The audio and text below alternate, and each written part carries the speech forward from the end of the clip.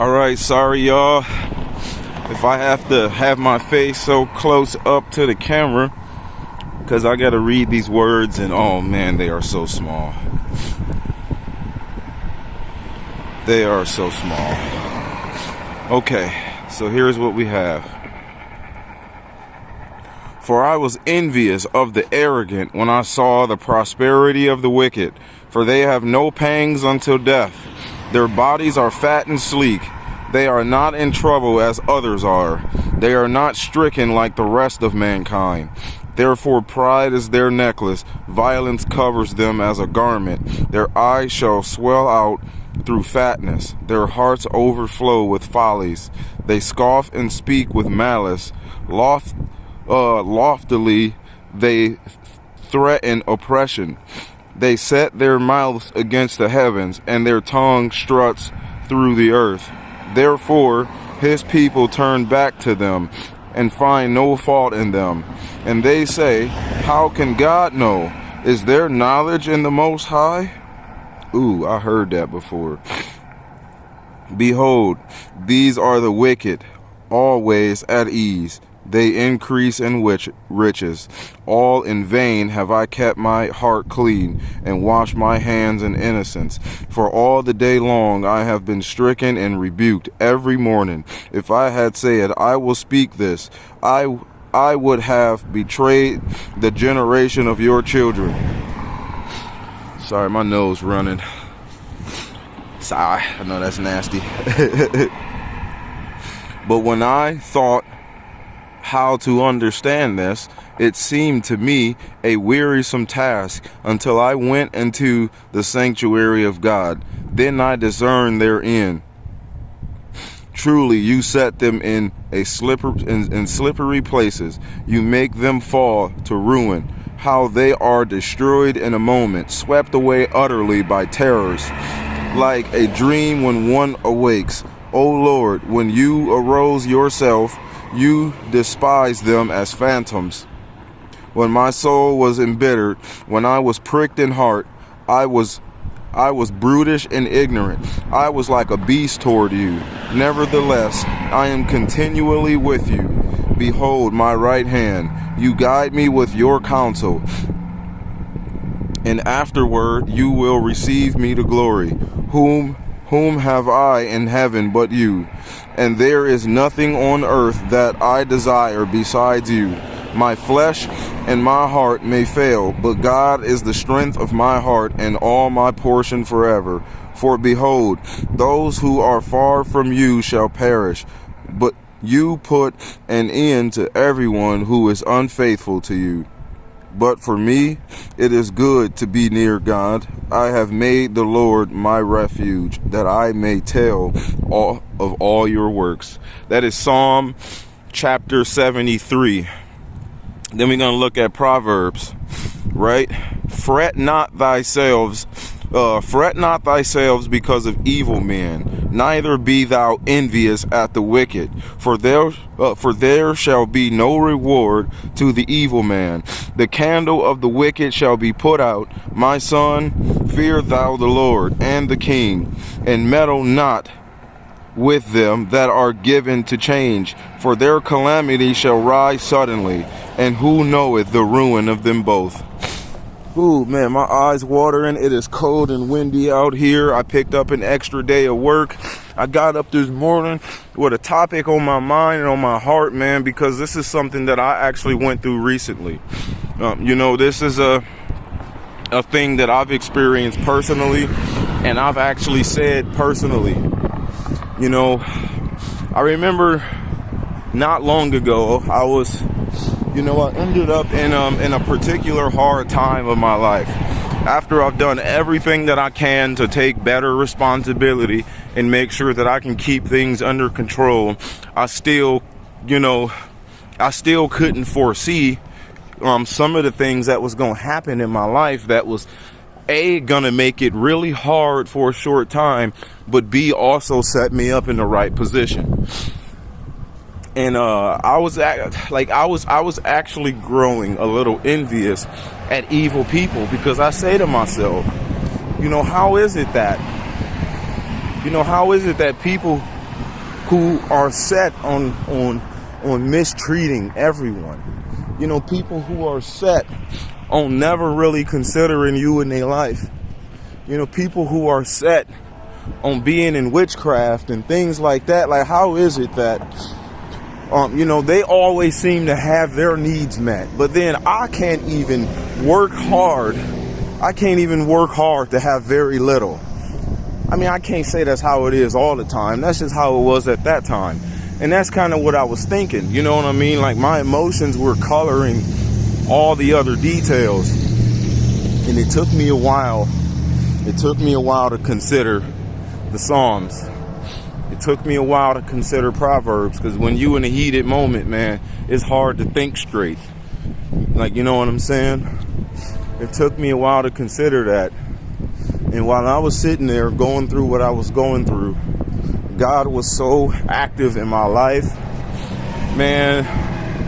And I said to myself, I would much rather have you and live like this forever than to have everything I wanted and not you. Because I've been in positions in my life when I had everything that I wanted, but I felt so far away from God, which means I couldn't have enjoyed my life, because my real desires were to be close to God, you know, were to serve the Lord, not have stuff, you know, not have status or nothing like that. Like, that's not even in my top 5 desires. You know what I'm saying?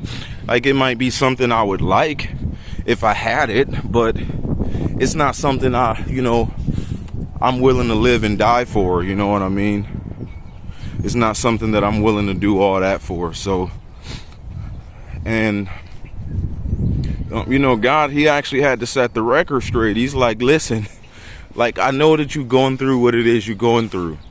And you might kind of sort of feel like God doesn't love you because of what it is he's allowing to happen in your life. But you really haven't seen the end of this. You haven't seen the end of next week. You don't really know what's on the other side of that tunnel. And at the same time, you could be glad that you're going to heaven. You know, be glad that your name is written in heaven. And I also had to think about something, right? Like, from a more common sense perspective, not necessarily a spiritual thing. But, I mean, you can call it that if you want. But I had to think, man, like, if God is, if he's willing to make sure that people who hate him have what they need, and oftentimes more than what they need, then what make me think he won't hook me up too? You know what I'm saying? Like, that's kind of how I'm like, you know what?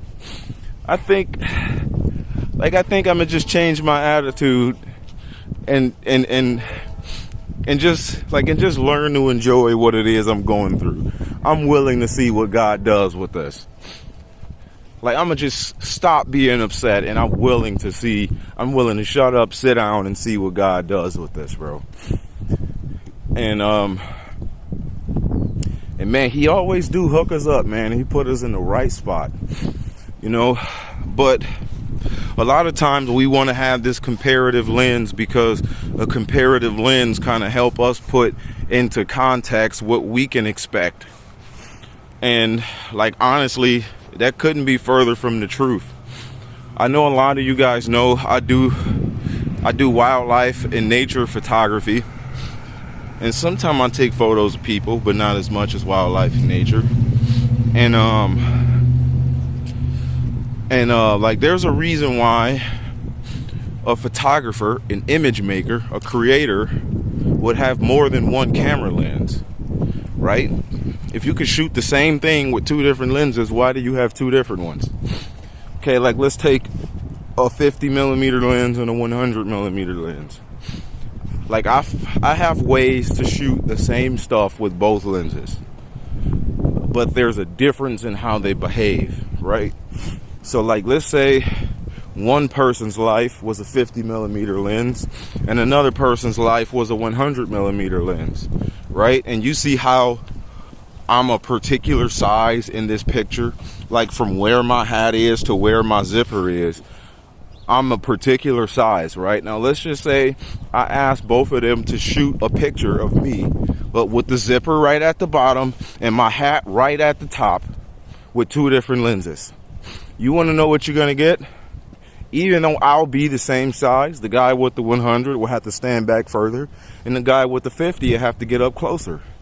Even though I will still be the same size in the frame, if they took that picture, the backgrounds and foregrounds will be completely different. You know, you really can't just look through different lenses. I mean, like, everybody's life is a different lens. Everybody's life story is a lens that's telling the story.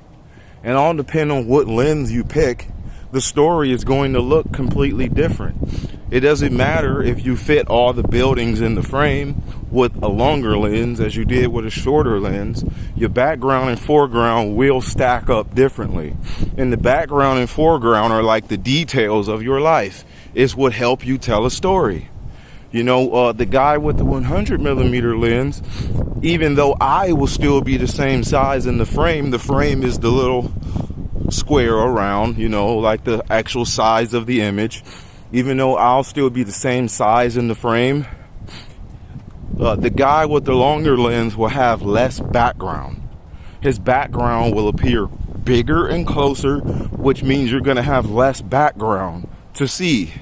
And the guy with the 50 millimeter lens, even though I'll still be the same size in the frame, my face will be slightly distorted because it's called wide angle distortion, and I'll have significantly more background in the frame, even though the subject they're shooting is the same size. And you got to understand something, right? That 50 millimeter lens should have been used to take a more landscape picture of me in it. And that 100 millimeter lens should have been used more on getting a close-up portrait. And that's how different everybody else's life stories are. And we oftentimes don't put our comparisons to others in the same context. You know what I mean? Like you see God bless somebody with a house, and they're extremely mean to people, and then you're homeless, and you're a very generous person as much as the Lord leads you to be, right? And you sitting there asking yourself, like, how is it that I can't even find a job and spend money to make sure I have my needs met, but these people can wake up and just have it like that, and they don't even and they curse your name on a daily basis in their speech. Like, you know what I'm saying? And I just be thinking, like, why is it like that? And God had to sit me down. He's like, listen, you comparing yourself to other people's lives, but you're using the wrong context. They have what they have as a way for me to wake them up and let them know that I'm kind. You don't have what you don't have because I'm preparing you to be a good steward over something much better. You don't have what you don't have because God is sending you through a test and a trial so that your faith can be stronger in this world, so that way you can help save souls with your life. Like, you know what I'm saying? And they have what they have because that's just what they need, and they don't have anything else to wake up and look forward to. You got to understand this, Corey. You have a God you can talk to every single day, and you can ask for whatever you want, except whatever you know it is I'm taking away from you. If you ask for free food right now, Corey, I bet you I will find you something to eat. If you needed $10 until tomorrow, Corey, I bet you I will find you a way to make that happen, but they can't. You know, they have to get what they get from their own effort. And Corey, you borderline have privileges in this world that a lot of people would never have or even consider to be a privilege, you know? Corey, you have so much that I put in you, but I didn't necessarily put a lot in them. They can't just do whatever they want with their life the way you can, even though things look bad for you and you kind of feel like maybe you can't. But if you look at the whole story, you know, for the most part, man, hey man, you've been kind of happy, and so you don't really understand that they wake up to their stuff in depression every day, and you wake up to your no stuff extremely happy and excited to spend another day serving God. So you put that in context, Corey. It takes more to fulfill them than it does to fulfill you, because you're whole and they're not. And I'm just trying to get their attention and let them know that I'm still good. You've experienced my goodness, and you will experience even more of it. Just trust me. You don't really see the end of these people. A lot of these people you're going to have to see walking right into hell because they never took the Lord seriously. And you, don't you know that you'll help judge the world and angels? Don't you know that you got an inheritance in heaven waiting on you and one in this world? All you got to do is trust me, man. This is the hard trial before the big blessings hit your life. Don't screw this one up like you did the smaller ones, And I'm like, all right, okay, fine. And man, sure enough, I get to the end of next week, man, and God, he set me up so nice. And sometimes we don't think that God will, because he makes stuff look like it's going to be impossible to sort out. He put you in positions that look very impossible to sort out because he wants you to see that he can do anything. And what you don't understand is sometimes if God has you in a trial or something like that, man, all you really are is the man in the middle glorifying God. That's it. And whatever happened with your life is the Lord's business. It's his mess to clean up if it's completely out of your control. And all you are is the man in the middle. And see, a lot of times we get fearful of our lives looking really bad, or we get fearful and have that comparative lens because truthfully we're actually processing our death. Little do you know. We say to ourselves, man, how can I live if I can't even pay my gas bill? How can I live if I don't have a place to live? How can I live if I can't even drive to work? And we're actually processing the end of our life. Little do we know that's where that fear comes from. It comes from us not having our way, us not having control, and also us processing our own deaths. You know what I'm saying? If you can't even afford to eat, the only thing you really do think is, man, one of these days I'm going to starve to death. And we already know that we still have more here to accomplish for the Lord. And that's why we just oh man, I don't like the way this looks. But what you don't see is that even though we go through very many deaths, we have many deaths and we shed that skin and we come out, man, stronger. We don't even shed skin. We just grow thicker skin. But it's it takes for us to die. A seed is planted, a seed dies and becomes a flower, And we have very many deaths in our life. But our many deaths will never really be able to kill us.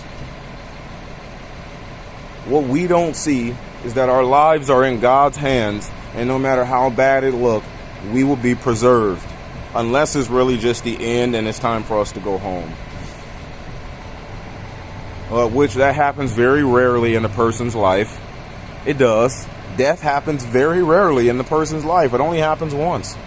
That's very rarely, if you ask me. So your chances of God, letting you die in the middle of something that you're going through is slim to none. You know what I'm saying? Because death only happens once in your life. Everything else happens far more than death. So the odds of God letting you die is slim to none. So you can already get that out of the air. The odds of God putting you in the... See, and we also think about not being in a good enough position to be able to serve him because of how stuff look. God will not set you up to be a poor steward of the ministry he called you to.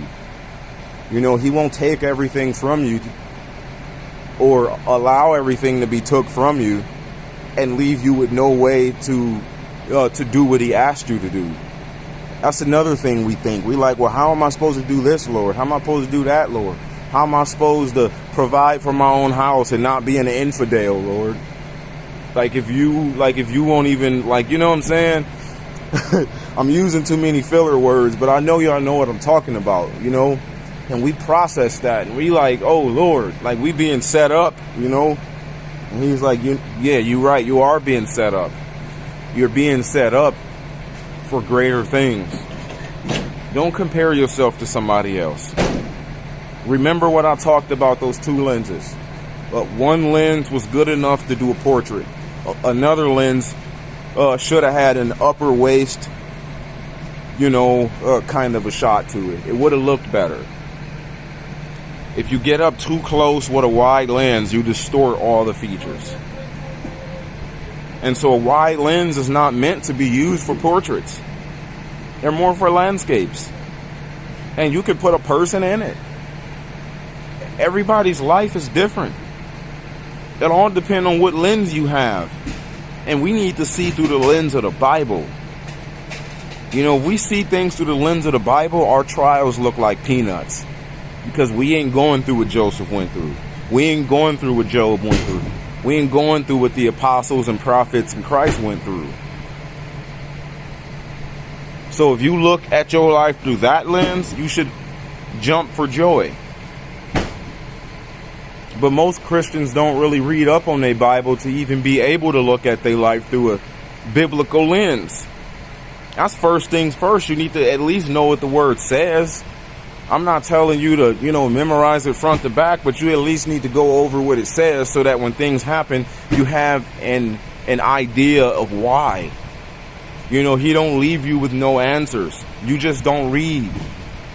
And that's why we sink into comparative thinking, because we don't know what God is doing with our life. And it scares us because we just don't know.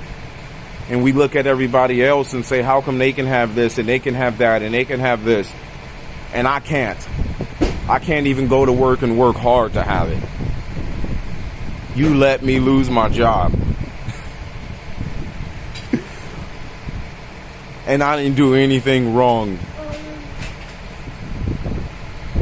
I can't even spend money to have it. Nobody would sell one to me.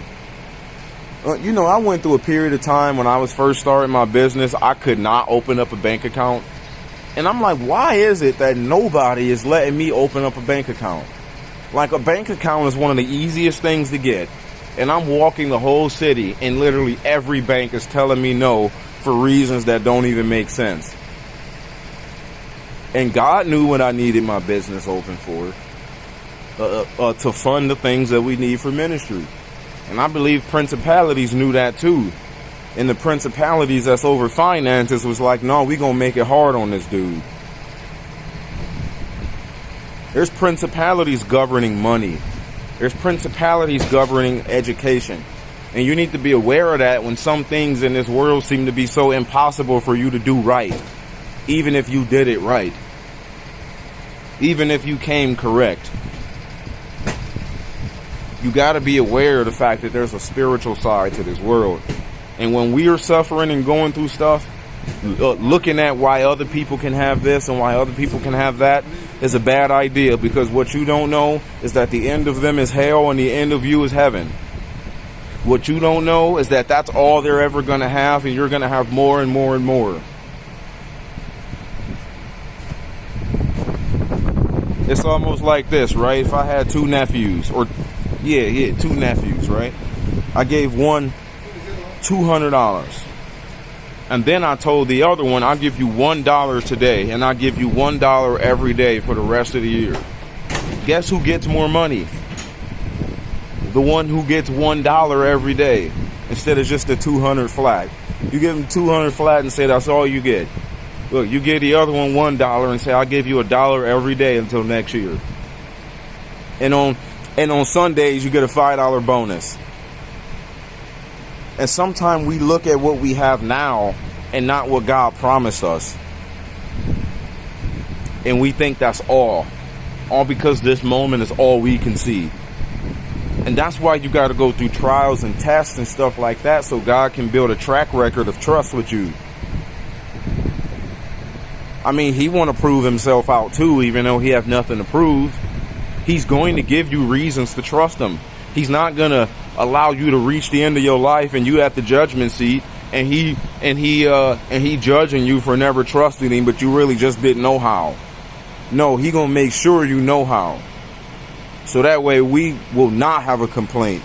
I mean, like, we would not be able to have blame. We will not be able to say I couldn't because XYZ. He's like, I'm going to give you real reasons to hold on to as far as why you can trust me. But you gotta trust me, because it's going to get ugly. Man, listen, bro. God has so many great things for our lives right now because we're at the end of the age. The Jews are anointing their false Messiah. The gifts of the Spirit are flowing through us right now. It is time for all of y'all to accept your trials and just jump on board with doing the work of the ministry. How do you do that? I don't know. Walk outside and start talking to people. And let God meet you halfway. He see you go out there, he meet you halfway. You know, somebody walk up with a demon, he'll endow you with power right there. But all you got to do is step out there and just do it. Ask him what to do first. Don't be hasty in anything. Ask him. Ask him for direction. And just go out there and meet him halfway. All of this stuff in our life is going to be so small in comparison to how God will use us. You just can't love the world. And some people think being used by God sounds so much more boring than having $1 million. No, it's not. Because you need to experience God for yourself first to see what we're talking about. There's no reason why a people group is going to think less of being rich compared to how they think about a God they can't see, just because they're crazy. We ain't crazy. There's got to be something we know for us to go through this, for a God we have not seen, experienced but have not seen. Maybe an image of Christ, but not the Father. But whatever you're going through right now, just trust God. I ain't trying to be one of them mediocre people trying to tell you a feel-good message that I don't know nothing about. I've been through this, bro. My whole life was a trial. Every single last thing that I've been through has taught me how to trust God. And all of that trust is going to create faith, and that faith is going to propel me to be able to be used by him doing greater and greater things. And you can get started right now with that. In the mess you in right now, you can start trusting him. And he'll make sure that trust grow. And he'll hook you up too. He ain't just going to leave you without the stuff you need. Just trust him. Amen? Amen.